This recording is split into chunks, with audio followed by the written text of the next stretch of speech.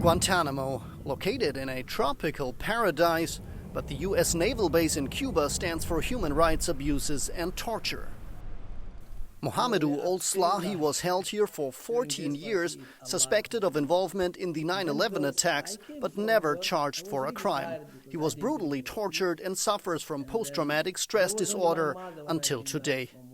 3-4 nights ago, I woke up and I was shaking, so scared, because I saw my jacket on the door, and I thought it was someone coming to get me. And it took me a very long time. Sometimes I wake up, I cannot breathe. Defense counsel Anthony Natale represents an alleged al-Qaeda terrorist who arrived here in 2006 and since then has been waiting for his trial. Guantanamo has been seen internationally as a stain on American history. So where does that place here put the United States? We are ashamed that everything that made this country one that we could say was a free country, that had equal justice for all, has abandoned all of that. And that's sad. It's sad. And I don't know how we're going to be able to recover. Guantanamo was built after the 9/11 attacks. The U.S. government aimed for a forceful and rapid response. In the war on terror, America and its allies invaded Afghanistan. The U.S. naval base at Guantanamo Bay served as a prison for alleged war criminals and terror suspects, a place where the Constitution of the United States does not exist.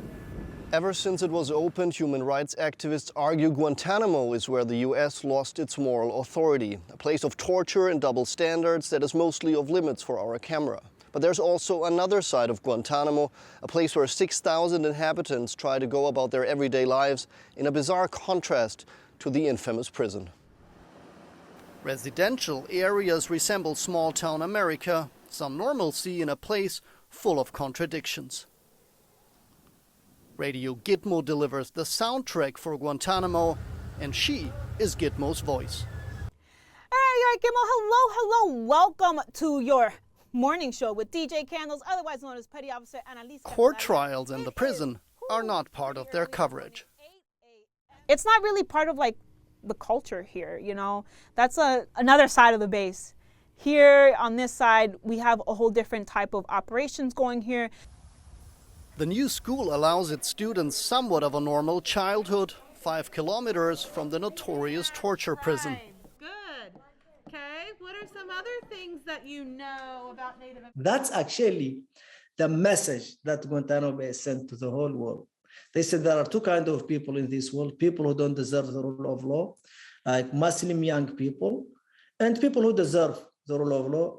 Out of almost 800 former detainees, 39 are still incarcerated in Guantanamo. Only 2 have been convicted of a crime.